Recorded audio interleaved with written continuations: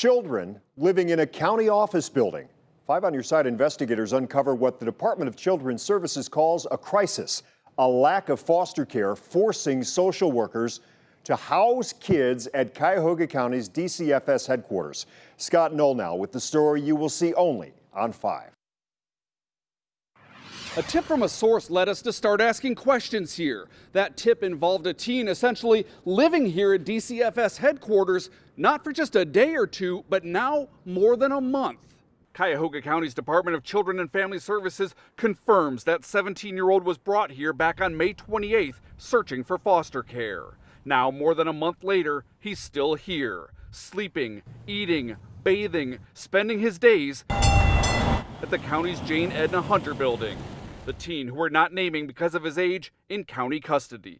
This is definitely a last resort. Jackie McCrae is deputy director of Cuyahoga County's DCFS. She says social workers unable to find appropriate foster care for the teen. We've tried to exhaust all options, and for whatever reason, the caregivers or the providers are unable to meet their individual needs.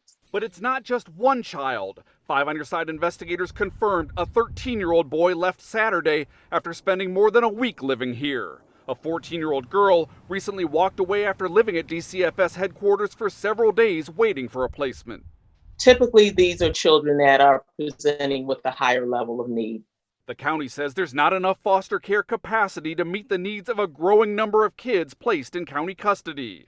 Look at these numbers. In May, Cuyahoga County says 22 kids spent at least 24 hours in DCFS's child care room. That's double what the number was in January. I would say it's a crisis situation for not just Cuyahoga County DCFS, but across the state of Ohio. But the executive director of the advocacy group Children's Defense Fund Ohio called the situation concerning. In a statement today, the organization called for change, saying, "Let's be clear, if the child's birth family was housing them in an office, it would not be seen as acceptable. It would likely be seen as grounds for removal." Adding, to house a child for even one night in the Children's Services offices is unacceptable. To do so for 3 weeks is a gross violation of that child's rights and indication that our capacity to serve children in need are insufficient.